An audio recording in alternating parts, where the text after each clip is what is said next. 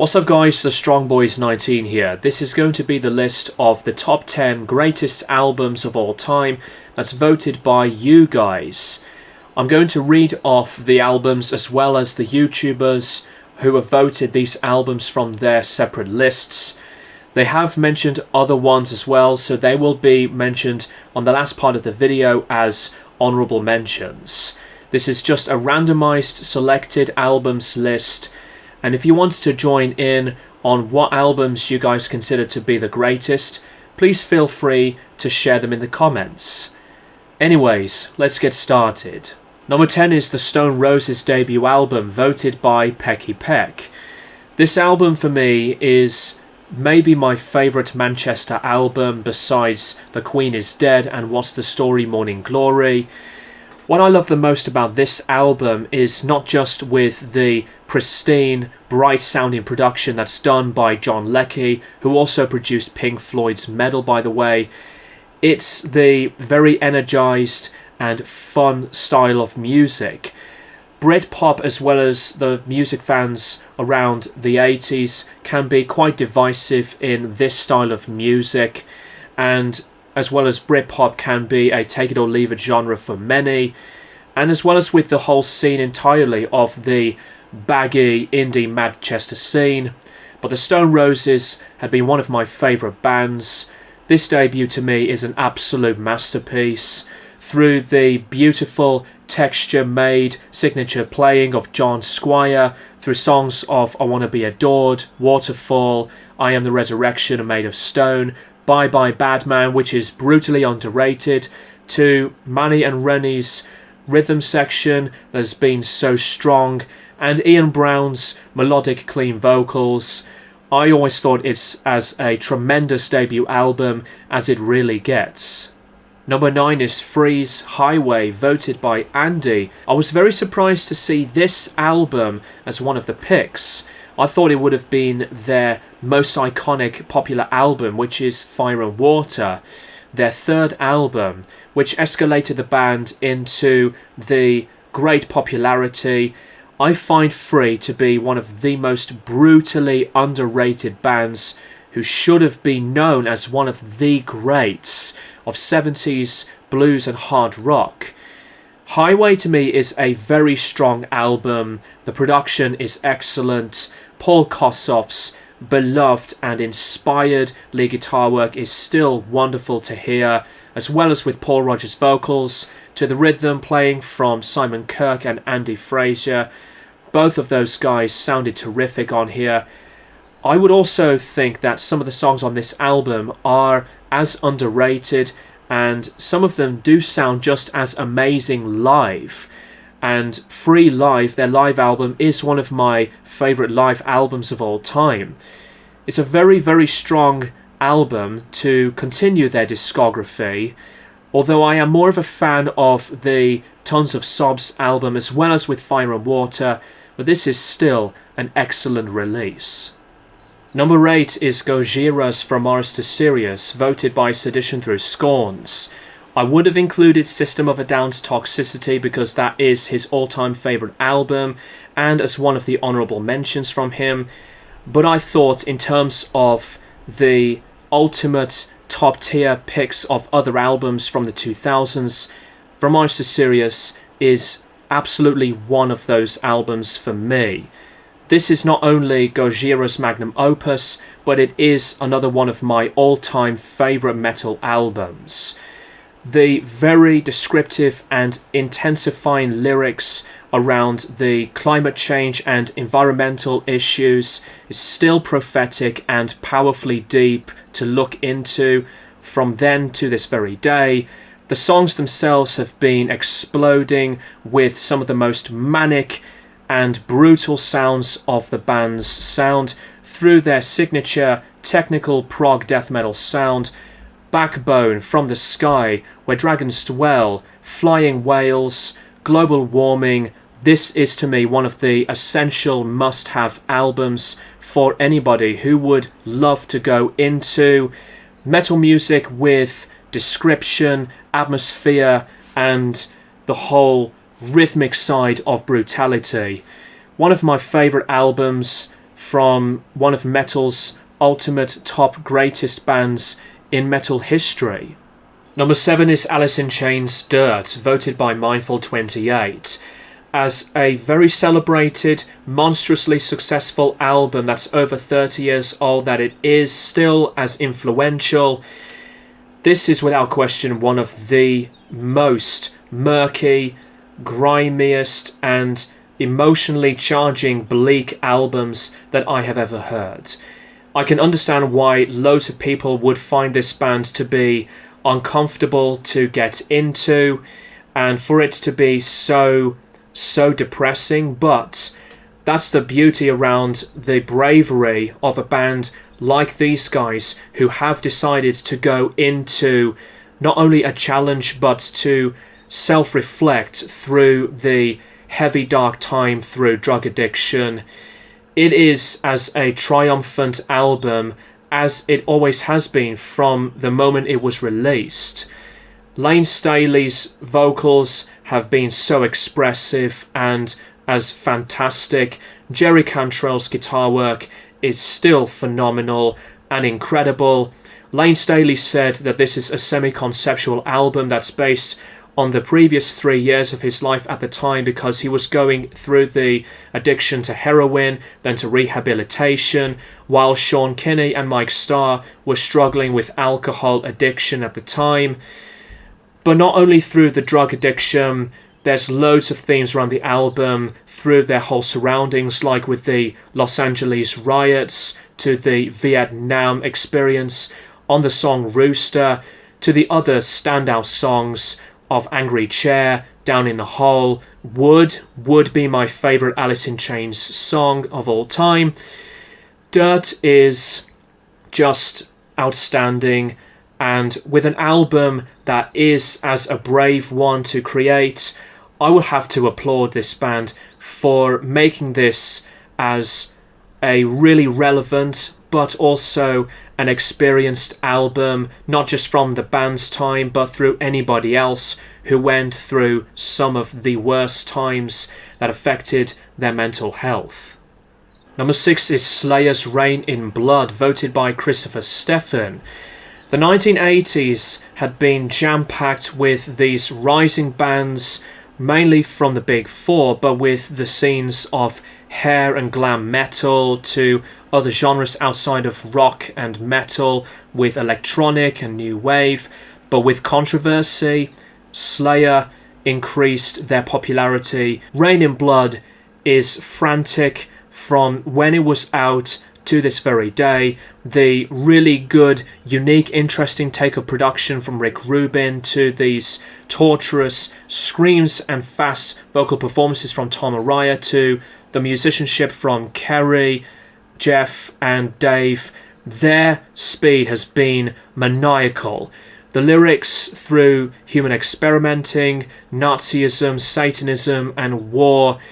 This whole album has been highly cherished for a lot of the reasons, for it being like a pioneering album for listening to metal in a faster mode of speed, as well as for this album to be another one of those impactful albums that thrash metal had been one of those highly important genres in the later wave of metal.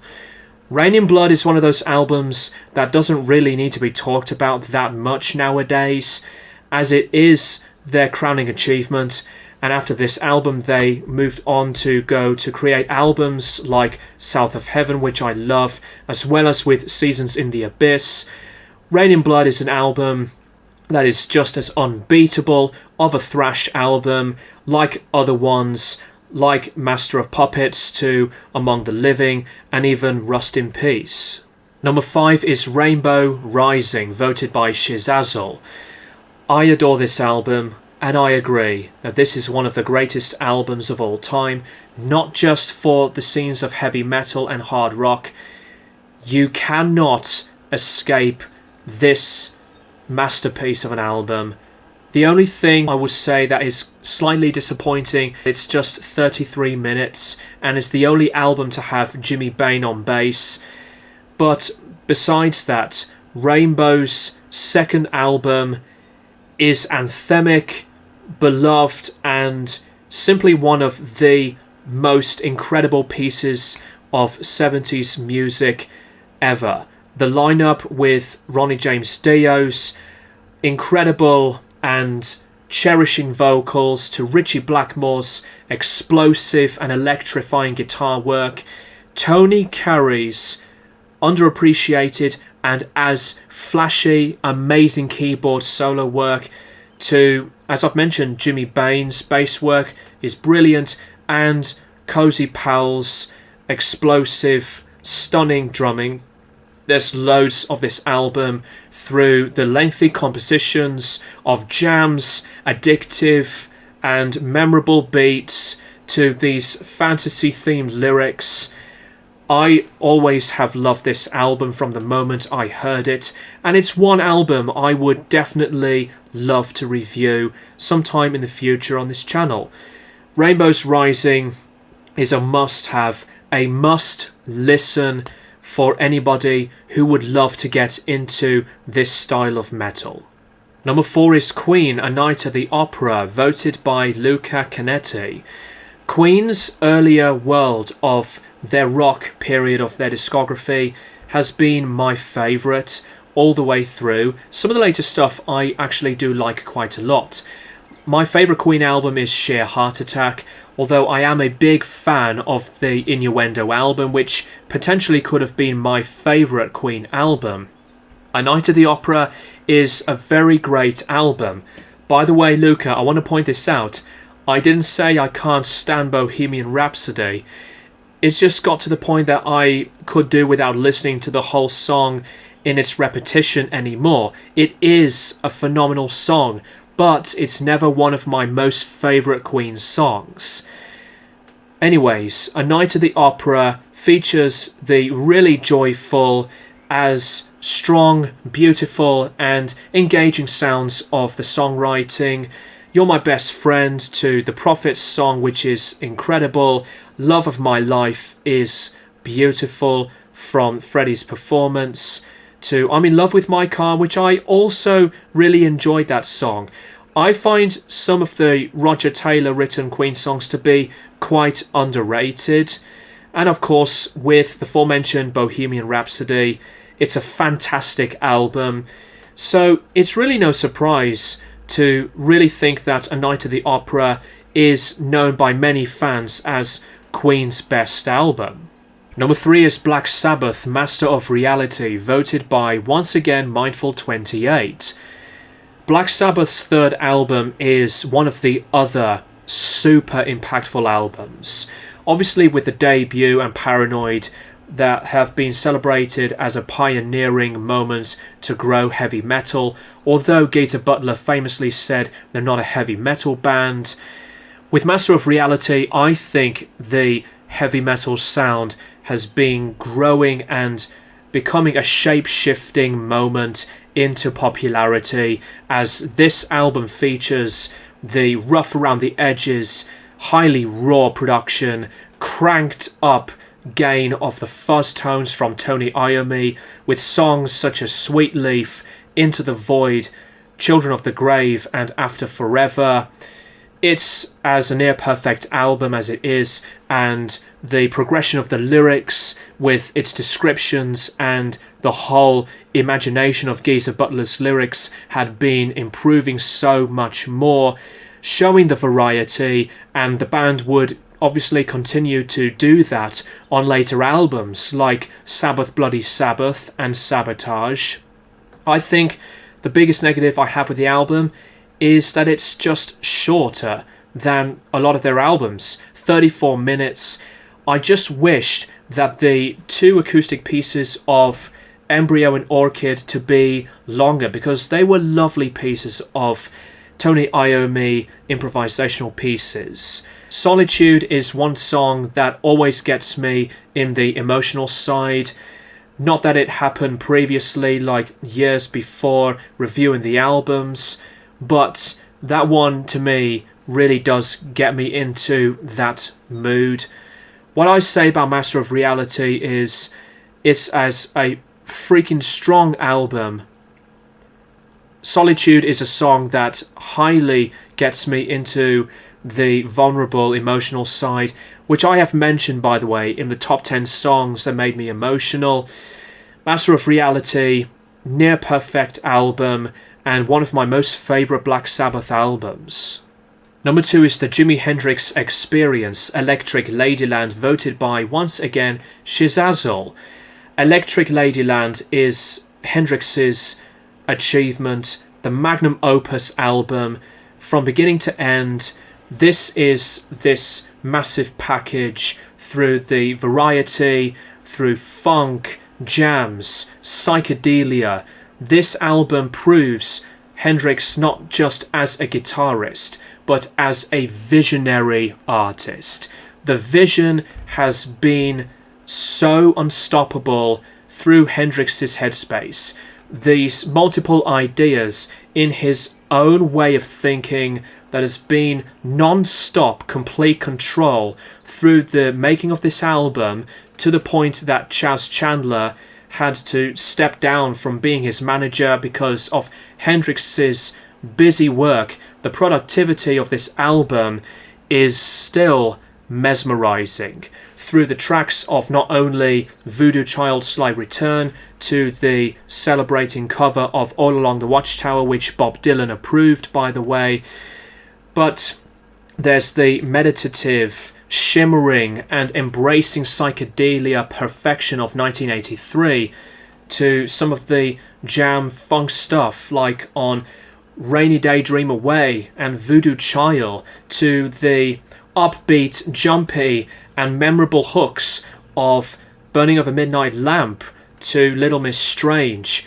So much of the contribution went to Hendrix's own creative mindset. The other musicians who have worked on the album added a lot of the craft. And Electric Ladyland, to me, is one of those perfect listening experiences that I have always admired. It's one of my most favourite double albums of all time, and not only it's just Hendrix's best, but for a beginner to listen to any double album, to listen to effects, the vision, the imagery, and the whole surrounding of this piece of music, I do recommend this album, always. Number 1 is George Harrison's All Things Must Pass, voted by Midnight Social. I decided to bring up Midnight Social's comment on this video. He sent his comment from a then deleted post I shared originally on my channel's community section. I've not forgotten Midnight Social's comment, so that's why I decided to bring his vote up. All Things Must Pass is a tremendous, gorgeously performed and written album. Lots of the lyrics have been reflective, moving and heavily spiritual. Loads of the variation through the styles of rock to folk rock. The balladry has been gorgeous. George's creativity on the album is second to none. It's no wonder he saved a lot of this material up until he went to start his own solo career. It's obviously not his first solo album, because one of the first was his Electric Sound album, which was the instrumental, experimental synthesizer sounding album. But with his creative peak, All Things Must Pass is always one of his very best albums. There's loads of beauty, as well as the, as aforementioned word, vulnerable side through his lyrics. The folk, the rock, the gospel, the bluesy, the country sounds of instrumentation is always really wonderful to listen to. The songs bring me some nostalgia, like I'd Have You Anytime to Isn't It a Pity, the title track All Things Must Pass, My Sweet Lord. There's loads to discover on this album, and the other musicians who have worked on the album, like with Klaus Vormann to Eric Clapton, Billy Preston, Alan White, Tom Evans and Gary Wright, this huge ensemble to work with George to make this album. It is as a spectacular album, So I would say this is simply one of the most favourable Beatles solo albums. Not my favourite, because that has to go to my second favourite album of all time, which is John Lennon's Plastic Ono Band. But All Things Must Pass is one of those perfect ones that is always a treasuring album.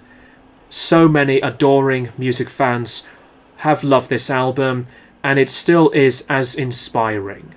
Let's go to the honourable mentions. Some of these are on the favouritism side, but that's okay by me. It's great to see the variety of different people's lists. Potato Rice, Alice in Chains Facelift, Funeral for a Friend, Casually Dressed and Deep in Conversation, Smashing Pumpkins Gish, Slipknot All Hope Is Gone, and Dead by Sunrise Out of Ashes.